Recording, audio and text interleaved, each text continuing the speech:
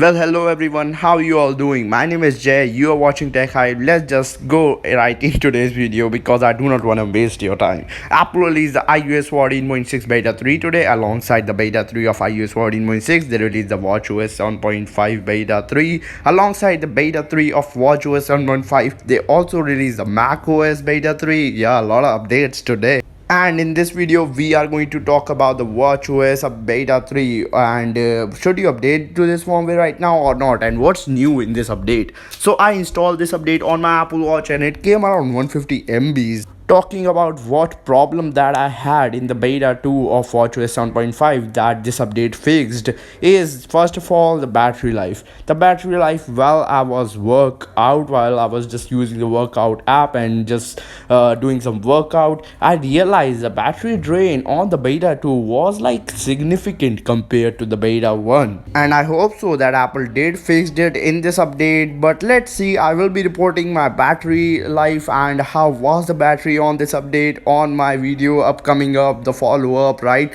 So you can subscribe to the channel and turn on notifications. Well, the animations have been always smooth on my Apple Watch SE. I did not really had any issue on just any beta of WatchOS in terms of animations. But yes, my podcast app was having some trouble earlier on the beta too. But I think it is now fixed because right now if I'll go in the podcast app, it does not really just scroll the bar for like 10 to 15 minutes. But right now the reason it is scrolling the bar, right, I mean it is just loading forever. Earlier it was just doing that and then it was showing could not connect to podcast. Right now it is not doing that because right now if you will see in the video it is still loading, but because my iPhone is not really connected, and I did realize when your iPhone is not connected to the podcast app on the beta 3 and the beta 2, the scroll bar, I mean it just keeps on loading forever. But this update did really fix that issue for me.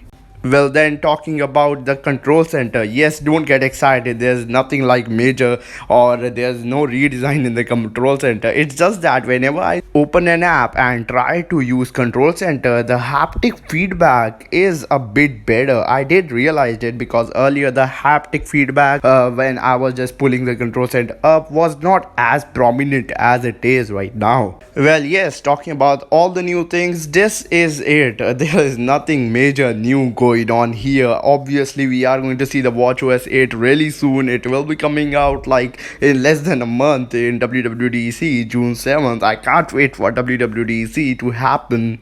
And by the way, let me know down in comments below what new features and redesign do you want Apple to do in the WatchOS 8. I'm really excited to know. Well, talking about the notification bug, well, yes, apparently one of my subscribers were having some notification syncing issues while using the Apple Watch on the beta 2. So I gotta mention it, right? If you are also suffering with it on pretty much any firmware, just reset your Apple Watch, or first of all try to restart it, and if it did not fix it, just do a quick reset.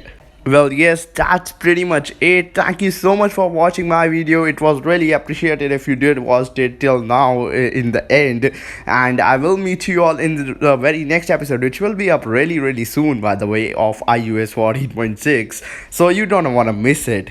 Peace out, and I will meet you all in the very next episode. And be sure to let me know down in comments below what new features do you want Apple to add in the WatchOS 8 update. Peace out, and yeah, bye bye. Have a great day.